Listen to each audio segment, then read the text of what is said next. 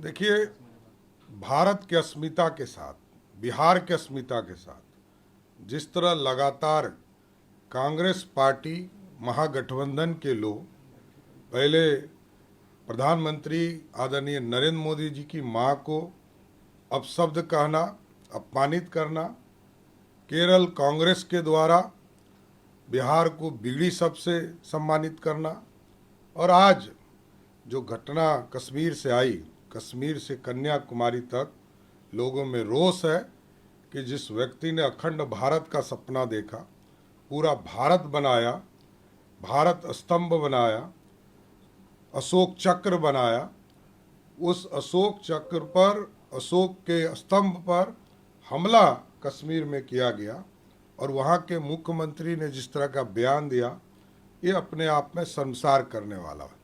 भारत बचेगा तभी तो Congress party, national conference, RJD रहेगी। भारत के ही अस्मिता पे सवाल उठा दिया। और भारत, क्योंकि मगध, इसी मगध, बिहार से मगध था और उपराजधानी कश्मीर हुआ करता था। लेकिन मेरा ये मानना है कि जिस तरह अपमानित ये लोग कर रहे हैं, बिहार और देश की जनता देख रही है कि भारत बचेगा, बिहार बचेगा तभी तो भारत की अस्मिता बचेगी। अब तो भारत पर हमला है। बिहार के राजा, मगध के राजा सम्राट अशोक पर के अशोक स्तंभ पर हमला करना भारत पे हमला है। ये बिहारियों का अपमान है, बड़ा अपमान। ये स्वाभाविक है। बिहार की अस्मिता, बिहार से ही मगध को पहचान मिली। मगध यही था और मगध पूरे भारत को, आज जो भारत देख रहे, इससे 3 गुना बड़ा भारत था। उसके अस्मिता का सवाल है। बिहारियों को लगातार इंडी गठबंधन अपमानित करने का काम कर रहा है। शुभारंभ हो रहा है, ये कितनी बड़ी सौगात है बिहार की महिलाओं के लिए। देखिए, बिहार की 2,70,00,000 महिलाओं को माननीय मुख्यमंत्री नीतीश कुमार जी और एनडीए की सरकार ने ये तय किया है कि बिहार में रोजगार बढ़ाना है। और जिस बेटी को आज से 20 साल पहले नीतीश कुमार जी ने साइकिल दिया था, पोशाक दिया था, अब उस परिवार को, कि वो अब माँ बन चुकी होगी, 30 से 35 साल की उम्र होगी, तो उस माँ को अब रोजगार देने की चिंता मुख्यमंत्री नीतीश कुमार जी ने किया है।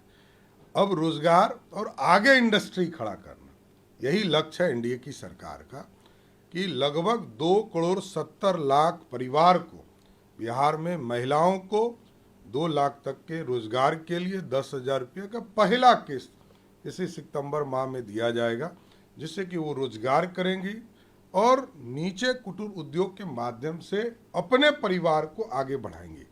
और आगे का भविष्य बनाना है तो परिवार कुटीर उद्योग से इंडस्ट्री की ओर जाएगा, यही कामना भी करता है। आर्थिक तौर पर स्वावलंबी होंगी अब बिहार की। ये स्वाभाविक है। जिस तरह जीविका दीदियों के ग्रुप के माध्यम से आज बिहार समृद्धि का प्रतीक बन चुका, महिलाएं समृद्धि की प्रतीक हैं, कुटीर उद्योग चला रही हैं, उसमें एक मील का पत्थर साबित होगा ये सहयोग।